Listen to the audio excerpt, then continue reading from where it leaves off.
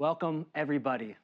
My name is Hanan Weissman, and I had the discreet honor of serving as the White House liaison to the American Jewish community. We are thrilled to see so many of you who joined us from around the country for this second annual virtual White House Seder of the Biden-Harris administration. Ma nishtana halayla hazeh mikol haleilot. Why? Why is this night different from all other nights? Because this evening we are hosting the People's Seder, where in addition to the President, the First Lady, the Vice President, and of course, the Second Gentleman, we will also hear from Jewish Americans from around the country. To help us begin, we are honored to have the first and second graders from the Shefa School, a Jewish community day school based in Manhattan that offers students with language-based learning disabilities a place to grow, thrive, and reach their full potential.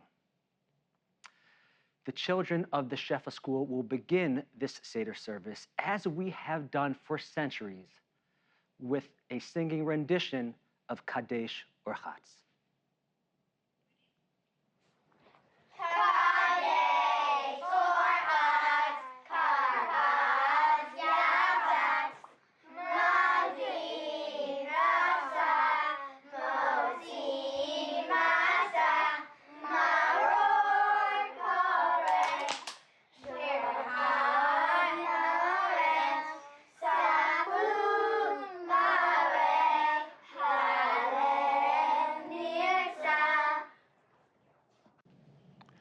Good evening to the thousands of you who are joining us from around the country for this special event.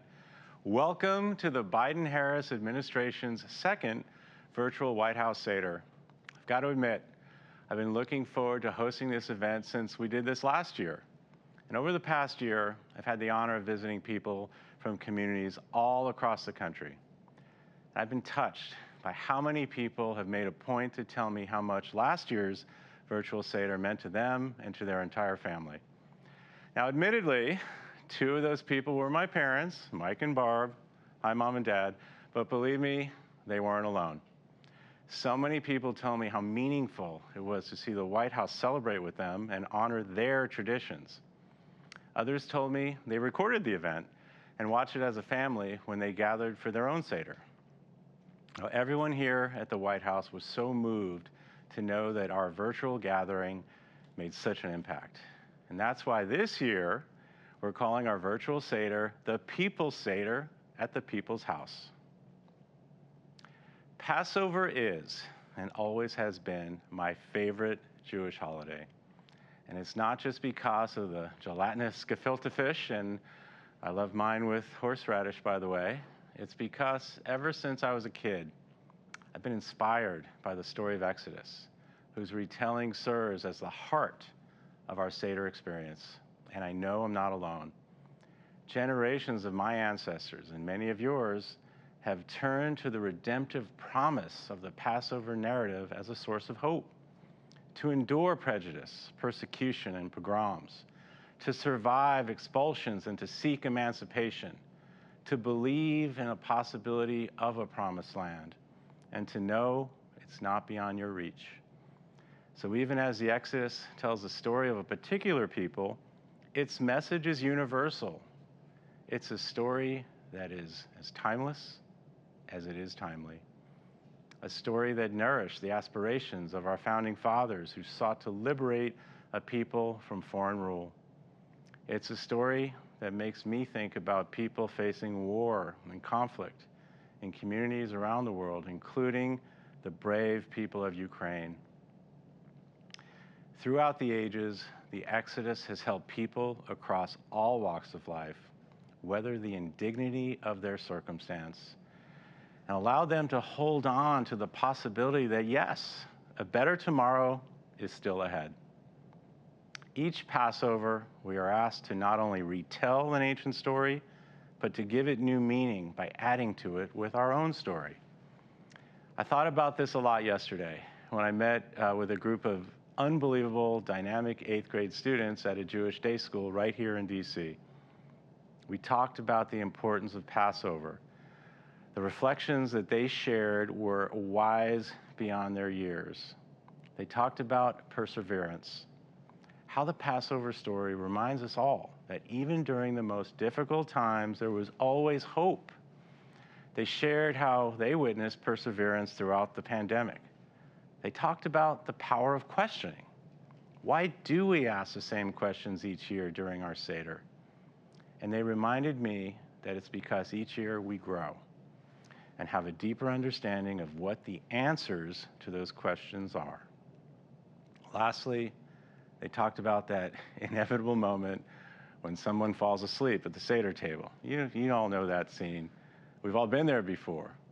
But they rightly pointed out that one shouldn't sleep at the Seder, not even doze, just like one shouldn't sleep in the act of protecting our democracy.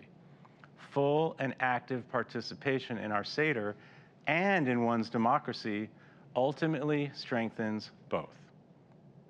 So, this evening, just as the 8th graders did yesterday, we will reflect. We will continue to build our stories, and we will make the Seder relevant to our world today. Throughout this virtual event, we will hear from a variety of voices who construct the wonderful mosaic that is the American Jewish community and experience. Rabbis and university presidents, historians and chefs, school children, military choirs, and Broadway actors. And we're so honored that you are all tuning in to join us as we prepare for the first night of Passover tomorrow night. But first, let us begin here. It is a true honor to invite the President of the United States, Joe Biden, and the First Lady, Dr. Jill Biden, to share a few opening words. Happy Passover to all who celebrate in America, Israel, and around the world. Every year, Jewish families gather to remember the Exodus from Egypt, bringing their victories and triumphs, fears and hopes to the Passover table, and discovering new truths in ancient traditions. So thanks to the progress made during the pandemic, we're grateful that this year's Passover marks the first time in 3 years that many families and friends sit around the Seder table together again. The stories of miracles and blessings and spiritual discoveries are what we've gathered from Jewish Americans across the country this year as we celebrate the People's Seder here at the People's House. Because at the Seder, we share the journey from bondage to freedom that has been repeated from generation to generation. With faith, the driest desert can be crossed and the mightiest sea can be split. Hope never stops marching towards the promised land. And during this holiday, our hearts with the people of Ukraine and all the people who are fighting for freedom. May the spirit of Passover, deliverance from oppression, carry you forward and give you strength. No matter the path we've taken, we know that there is hope and healing ahead.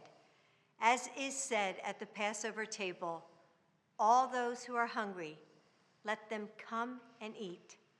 All who are in need, let them come and celebrate Passover. May God bless you all during this season of renewal, this festival of freedom. From our family to yours, Hag Sameach.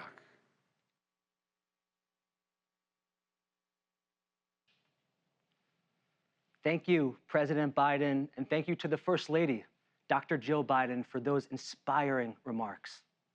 Now, you know that no formal meal in the Jewish tradition begins without a blessing over the wine. And if you're not old enough, with some grape juice. Kadesh is the first part of the Seder experience.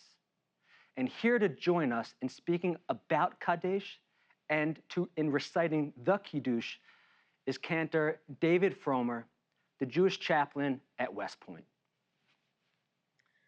Thank you, Hanan. What an honor to be joining this event from here at the West Point Jewish Chapel, where the U.S. Military Academy's Jewish cadets come to deepen their connection to Judaism and strengthen their commitment to serving our country as leaders of character for the Army and beyond. Our Seder formally begins with Kadesh, the blessing over the first of 4 cups of wine that are traditionally consumed throughout the evening. Wine is Judaism's foremost symbol of joy, We associate it with our most festive holidays and with the sweetness of Shabbat. It is integral to our celebrations of weddings and B'nai Mitzvah.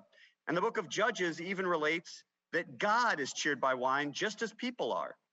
On each of these happy occasions, we recite a blessing over the wine, the Kiddush, or Kiddush, or at the Seder, Kadesh. With all this emphasis on happiness and celebration, we might expect that word Kiddush to mean something like cocktail hour, or let the good times roll. And yet its meaning reveals that there is more to wine in Judaism than simply having a good time. Because the word Kiddush means holiness and reminds us that true joy in life must be infused with both gratitude and purpose. Passover in general, and the Kiddush specifically, are meant to instruct the Jewish people about our particular relationship to these universal ideas. As Jews, our gratitude stems from our redemption from slavery, Yitziat Mitzrayim, from our historical memory of suffering and the terrible effects of oppression. On Passover, we celebrate our freedom, Zman Cherutenu, but our celebration is incomplete unless we ask the question, what is our freedom for? What are we free to do? The Kiddush says that we are chosen by God from all the peoples, Mikol Ha'amim, not because we are better than anyone else, but because our historical memory of suffering compels us to work towards a better world for everyone. As Jews, our purpose is to serve, whether in government, the military, in nonprofits, as volunteers, as philanthropists, however we can, until, as the Haggadah says, all who are hungry may eat. And as the prophet Micah describes, and George Washington famously quoted, until all may sit under their own vine and fig tree, and none shall make them afraid. As we recite Kiddush, this blessing over the wine, we celebrate the joy of our redemption, but we also rededicate ourselves to the holy purpose of repairing the world, that those who still suffer may soon share in its joys as well. Baruch atah Adonai, Eloheinu melech haolam, borei pri hagafen. Baruch atah Adonai, Eloheinu melech haolam, asher bachar banu mikol ha'am, veromamanu mikol lashon, v'kiddushanu b'mitzvotav. ותיתן לנו אדוני אלוהינו באהבה, מועדים לשמחה, חגים וזמנים לששון. את יום חג המצות הזה, זמן חירותנו, מקרא קודש, זכר ליציאת מצרים. כי בנו בחרת, ואותנו קידשת מכל העמים. ומועדי קודשך, בשמחה ובששון הנחלתנו. ברוך אתה אדוני, מקדש ישראל והזמנים. לחיים וחג שמח. Chaim and Chag Sameach, beautiful, beautiful. Thank you, Cantor Fromer. Now, if there is one defining feature of this Seder, it's this. There is a clear order to the service. In fact, there are 15 discrete components to the Seder. But this is what we call a mock Seder, preparation for the real thing tomorrow night. And as a result, we have the luxury of skipping orchatz, the ritual washing of hands, and jumping to karpas, eating a vegetable dipped in water. Here to explain the message and meaning of karpas is Dr. Andrew Refeld, the president of Hebrew Union College Jewish Institute of Religion, which since 1875 has served as North America's leading institution of higher Jewish education and a leadership development center of Reform Judaism. What a joy it is to be with all of you to celebrate this People's Seder together. We come now to the next part of the Seder, karpas, and we dip a green vegetable into salt water, a reminder of hope, the promise of renewal in the spring. Symbolically, the salt water reminds us of the tears our people shed while in bondage. The ritual transports us as we become those slaves again. For we are told that on this night, the exodus to freedom is not something that happens to others. It's something that happens to us right now around the Seder table. But why begin the evening with such an odd ritual? Rabbi Jonathan Sachs of blessed memory suggests an answer in his Haggadah. By starting with something so unusual, we elevate and light the spark of curiosity in our children, preparing them to ask later, why is this night so different from all others? Curiosity creates and sustains free societies as well. While the exodus from Egypt marked our freedom from slavery, as we crossed the parted sea to our liberation, we must surely have wondered curiously, what was next? For what purpose would we use our newfound freedom? It was only when our hearts and minds were open and curious that we could willingly choose what to do with that freedom, to accept a covenant that would reform us as the Jewish people. True freedom from slavery is thus marked by the free exercise of our intellect, to engage with the play of ideas freely, to follow them wherever those ideas may take us, and not to value ideas simply because they are our own, nor be enslaved to ideas simply because our friends accept them as true. Imagine what would happen today if we treated the differences of ideas with the curiosity that the Seder inspires.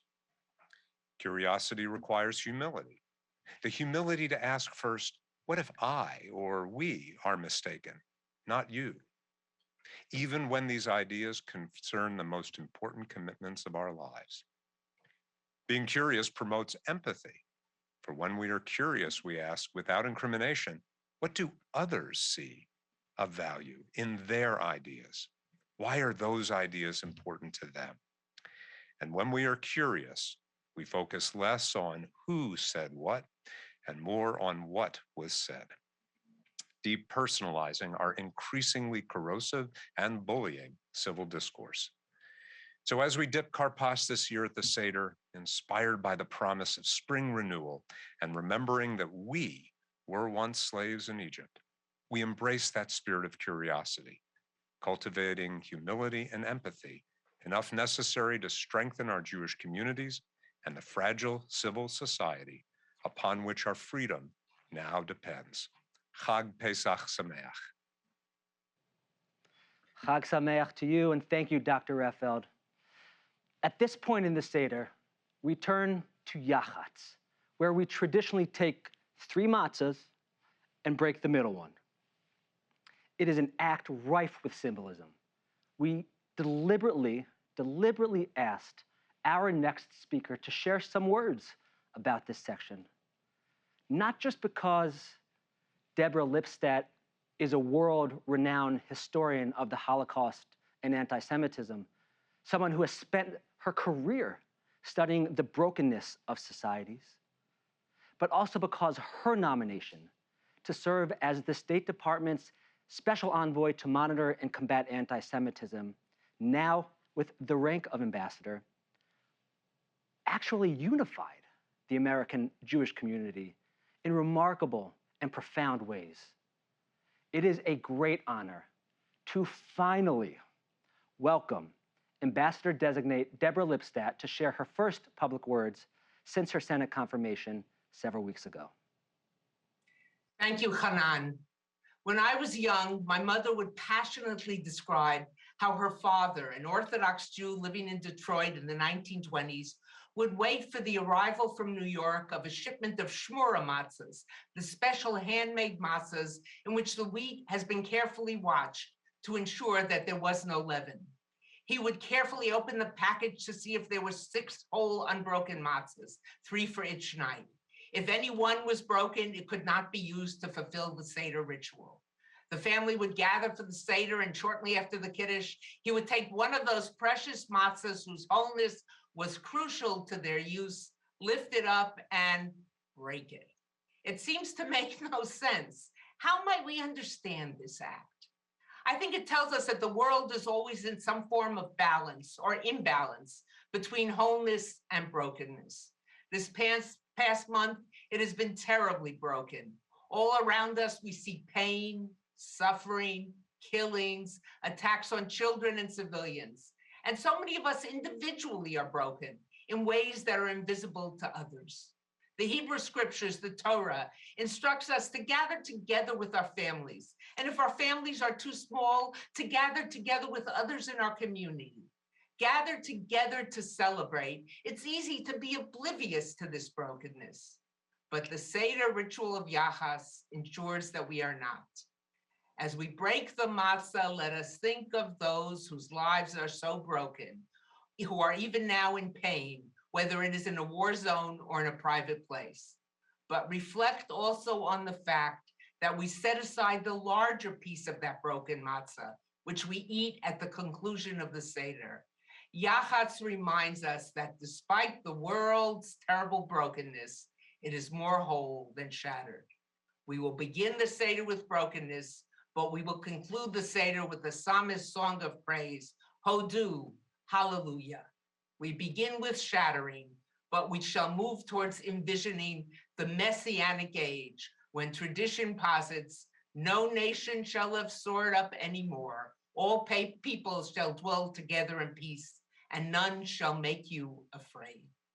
Right now, I am more keenly aware than ever of the brokenness of our world. Shortly after Passover, I shall enter into an office to which I have had the high honor of being named by President Joe Biden and unanimously confirmed by the Senate. I am honored and I am so grateful, but I am also keenly aware that it is an office that is made necessary by the brokenness of the world. I doubt, in fact, I know that I shall not erase that hatred or repair that brokenness. But deep inside me is the hope, the prayer that next year, when with God's help we gather again, we will be able to say that because of the work I have been privileged to do, the world is a little bit less shattered, less broken. The matzah we break cannot be repaired. The world we inhabit can be repaired. It is in our hands to do so. The ritual of Yachatz challenges us to make what is broken whole. May we and may I be worthy of the task. Thank you, Deborah. This brings us to Magid, the beating heart of the Seder, when we begin retelling the Passover narrative. It begins, as the First Lady recited, with an invitation. Let all who are hungry come and eat. Kol dichvin yete ve'echol. And from there, the text transitions to the most well-known part of the Seder, known as the four questions, Ma nishtana. Who better to introduce the Ma nishtana than actress, producer, director, neuroscientist, and host of Jeopardy, Mayim Bialik. Mayim, virtual floor is yours. Thank you so much. Very honored to be here. Introducing the four questions, indeed, one of the most well-known aspects of the entire Seder, as well as the most notable portion of the Magid section of the Seder. The Seder is crafted in the tradition of the great philosophers and thinkers of ancient Greece who had elaborate symposia which would involve decadent food and hours of conversation. The Magid is the heart of that. The Jewish people over time adapted this practice to incorporate Talmudic interpretations of arguably one of the most famous stories of our people, the exodus out of slavery from Egypt into freedom in the promised land of Israel.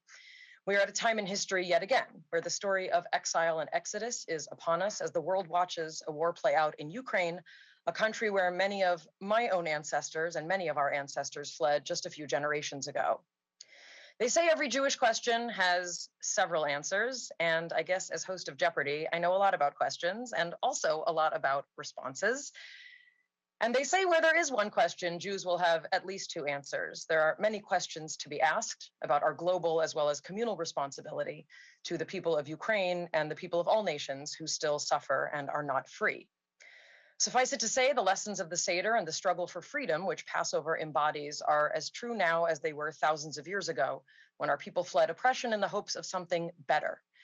It is a great honor to introduce the the students of the Shefa School. The Shefa School is a Jewish community day school in Manhattan, serving students in grades 1 through 8 who benefit from a specialized educational environment in order to develop their strengths while addressing their learning challenges.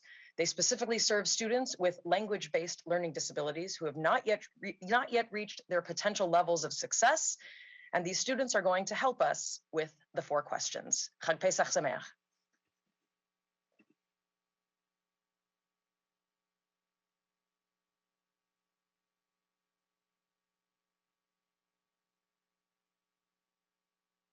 Why is tonight different than all the other nights? What do you mean? I can explain.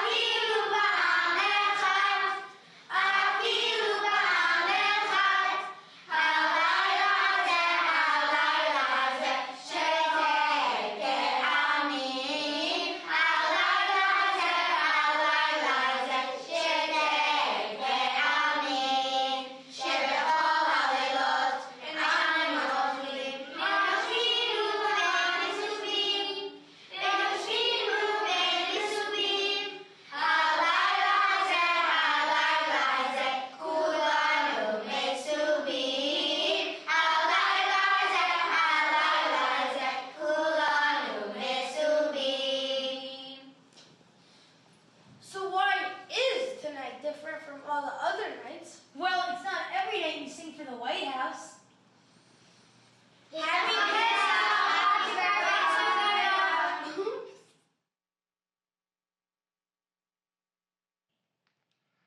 Thank you, Shefa School. We are so happy that you sang for the White House. And I know that you did a remarkable job and the Jewish Americans around the country are proud of you. We're now deep into the Maggid section of the Haggadah.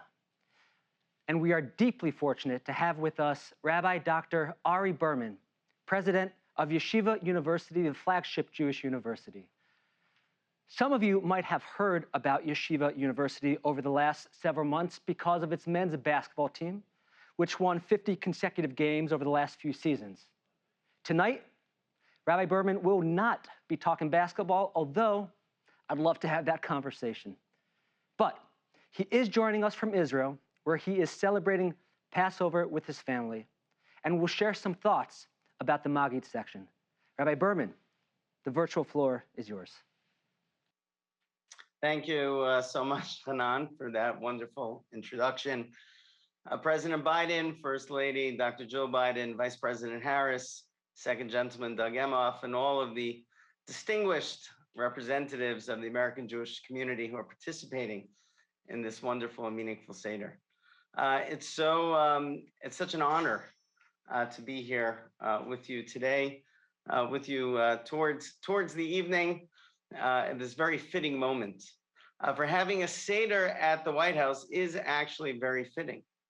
For our tradition, we know that America has played such a key role. And the American society, the story of the Exodus, has always been a part of our founding narrative. You know, from the very beginning, the story of freedom and liberty has resonated so strongly in our country. And all of our great leaders have often been compared to the leaders of the Exodus, from Presidents Washington to Lincoln, great influential leaders, from Harriet Tubman to Martin Luther King Jr., all have been compared to Moses at the Exodus. And so the story of how we transmit the story of the Exodus isn't just of interest to Jewish Americans, but to all Americans. How do we tell over the story on this night? We're at the section of the Maggid where we're telling over the story. And we tell over the story with songs, and we tell over the story with discussion and intergenerational questions and answers. And one of the aspects that requires some explanation is that if you go through the whole story, the whole text of the Haggadah, the whole story that we tell over on this night, there is one person who is never mentioned. Who is never mentioned in the text of the Haggadah of the story of Exodus? It is Moses. Moses is never mentioned. Why is Moses absent? Where is Moses? And I think the answer to this question is the secret of the Seder. For we know that the story of the Exodus isn't just a one-time happening in history, but it's a story that recurs from generation to generation. There are people who seek liberty, souls who crave freedom, and pharaohs who seek to oppress. And what we teach is that Moses isn't in the text. Moses has a seat at the table. For you are Moses. Everyone at the table is Moses. Each one of us carries the responsibility not to seek limelight, but to stand for leadership, to not be able to stand idly by when justices and injustice occurs, and to seek to inspire all those around us and generations to follow. What we do at the Seder, at this section of the Maggid, is we teach ourselves and we transmit to the next generation, to our children, that they are the Moses for their future. And they need to carry that responsibility and that sense of meaning and purpose. And we know that through carrying on this Seder every year and every generation, that we are confident in the next generation, that they will carry on our mission and the purpose, and that whatever new challenges arise, and they will arise, that the table will be reset, the story will be retold, and a new Moses will emerge, as it has been, as it always will be. Beautiful. Thank you, Rabbi Berman. And I hope you get some sleep. It is late in Israel. We're going to dive right into the next part of the Seder, where we are fortunate to invite the Jewish cadets at the West Point Jewish Chapel Choir to sing a rendition of Dayenu.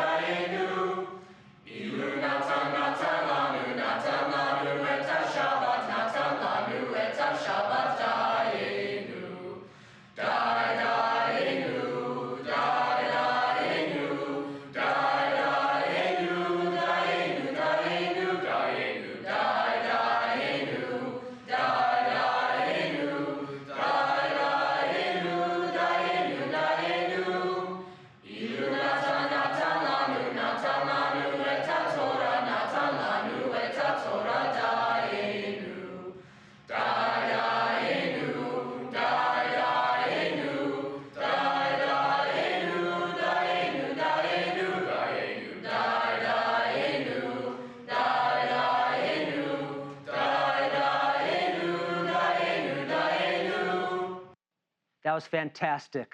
Thank you, West Point Jewish Chapel Choir. We're going to take an easy pass now through the next few sections of the Seder. Rachza, the ritual washing of the hands. Motzi matzah, the blessing and eating of the matzah. Maror, where we eat the bitter herb. Korech, where we combine the matzah and bitter herbs into a sandwich. And that finally brings us to Shulchan Orech, the point in the Seder that most everyone looks forward to, eating the meal. In lieu of chowing down on some food, we thought, what better way to tip our hat to this section of the Seder than to invite James Beard, award-winning author and culinary scholar, Michael W. Twitty, to teach us how to make one of the symbolic foods associated with the Seder. So take out your notes, make sure to jot down the ingredients as Michael Twitty takes the virtual floor from his kitchen. Hello, everybody. I'm so honored and excited to be here. Today is, of course, the day where a lot of us are prepping our kitchens and cooking, and everyone's houses really smell really great at the moment.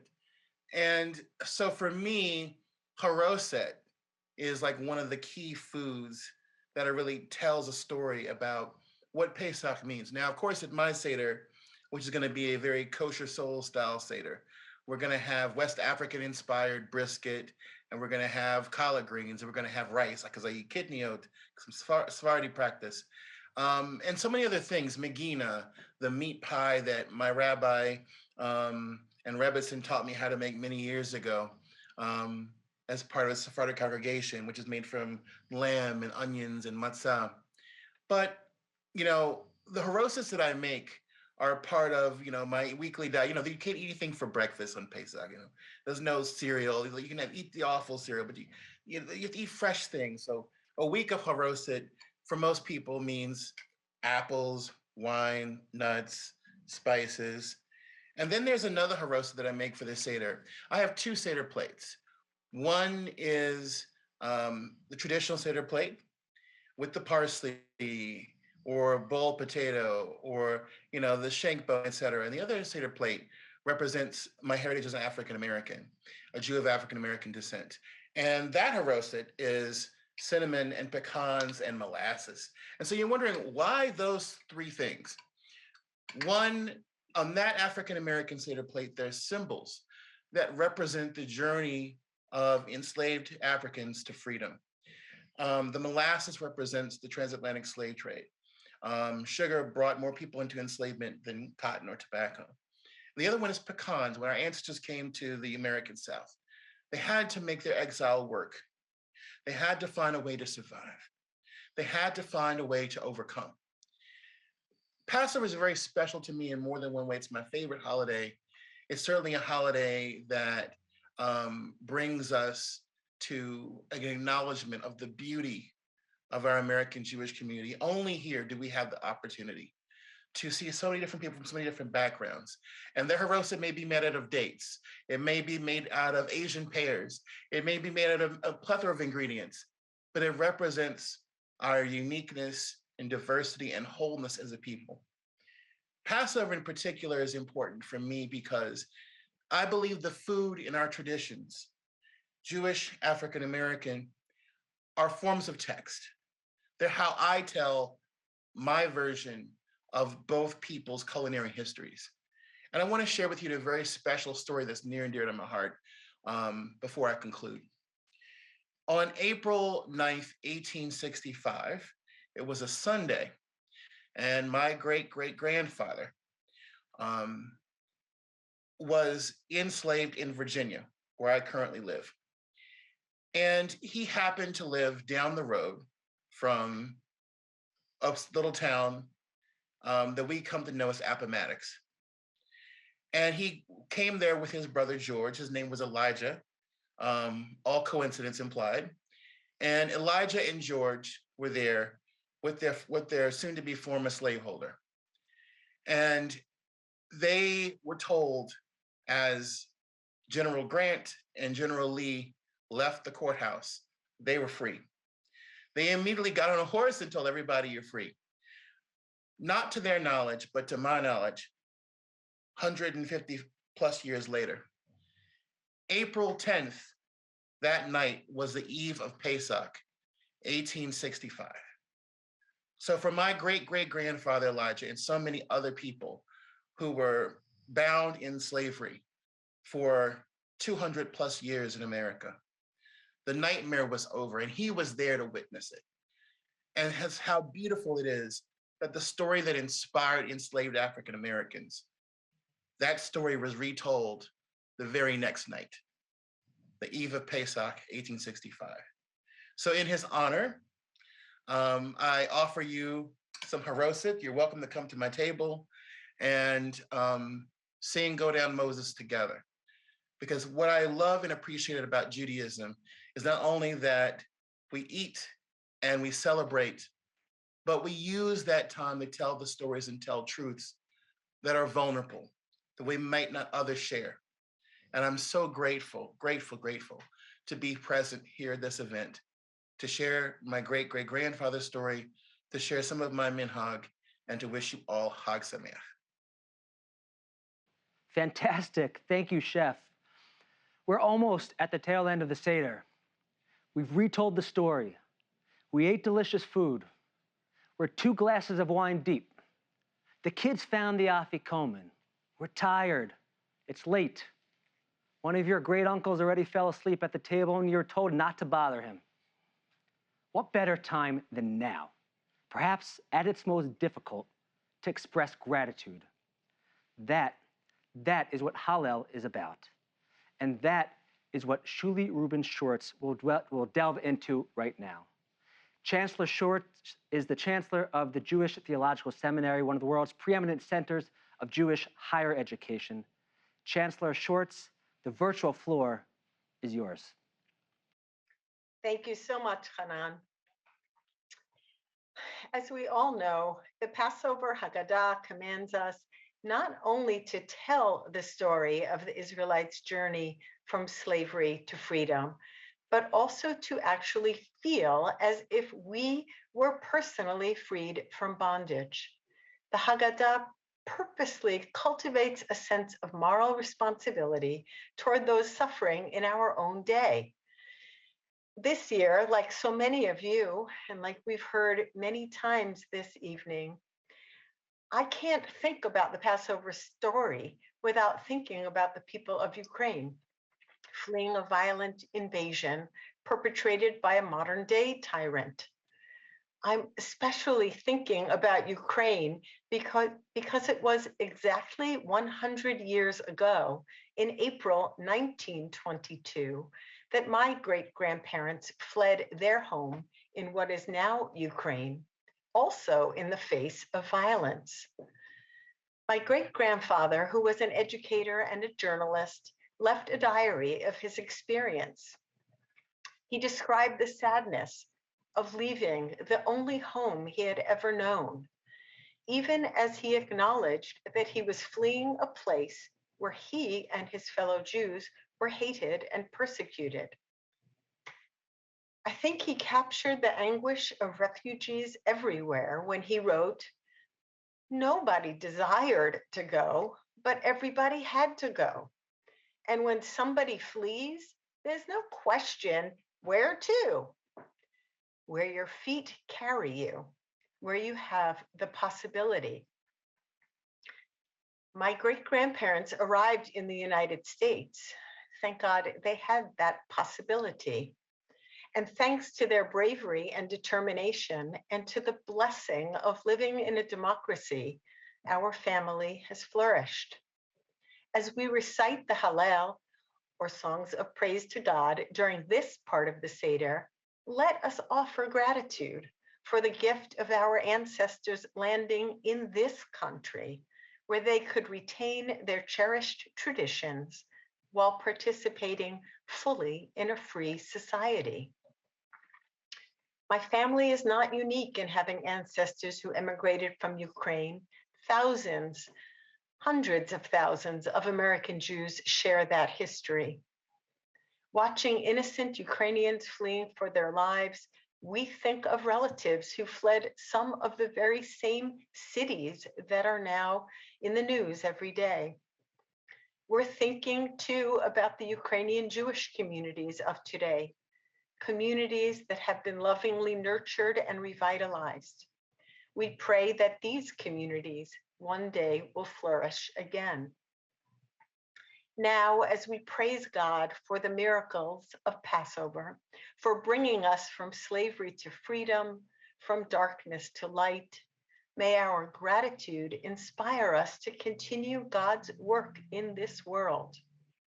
Just as God heard the cries of the Israelites, may we hear and respond to the cries of the people of Ukraine and all those whose lives are embittered and who yearn for freedom.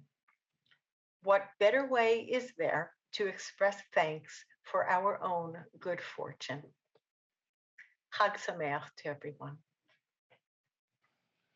Working off of the Hallel theme, thank you very much, Chancellor Schwartz. The Hallel portion of the Seder is also when we sing and we sing and we sing. Who, in the Jewish American community, is better positioned to break out into song than a member of the Platt family? And not just because it's television and theater producer Mark Platt's birthday, though happy birthday, Mark. Jonah Platt is a TV, film, and Broadway actor who joins us from a studio where he's currently in rehearsals. Jonah will be singing a rendition of Hodu, performed originally by the late, great Debbie Friedman. Jonah, the virtual floor is yours. Thank you so much, Hanan. It's such an honor to be here with all of these distinguished guests and with all of you at home at our virtual Seder table. I hope if you recognize this melody that I'm about to sing, you'll sing along at home or harmonize with me wherever you are as we bring our community ever closer together.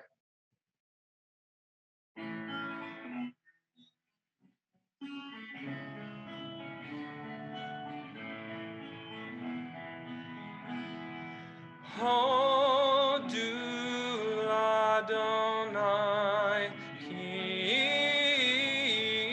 tov, ki le'olam chasdo, ki le'olam chasdo. Yom Orna,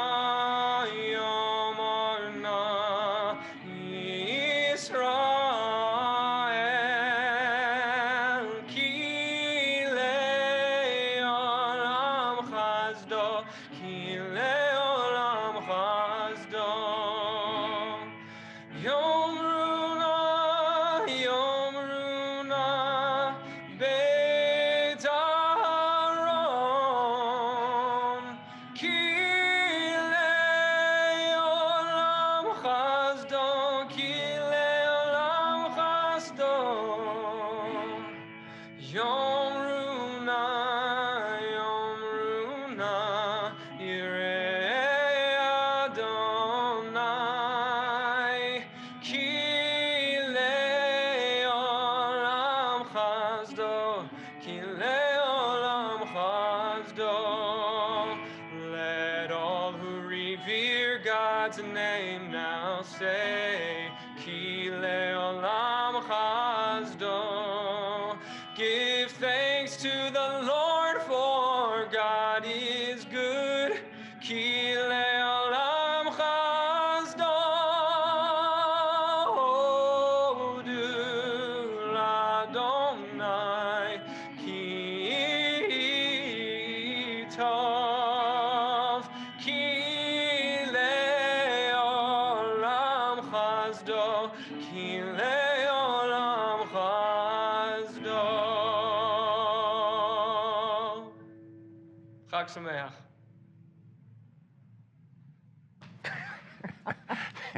Thank you, Jonah, for that beautiful performance. Thank you. And thank you to all of our guests from around the country for those inspiring words and beautiful songs. I also want to say thank you to the amazing White House staff who worked so hard to make this event possible. Thank you all for your dedication, your energy, and your creativity. And last but not least, I want to thank you all, the thousands of Jewish Americans from all walks of life who joined us this evening. We hope this event inspired you as much as it inspired us. And I now have the honor of doing one of my favorite things, and that's introducing my wife, our Vice President, Kamala Harris. Well, thank you, Doug, the first second gentleman of the United States.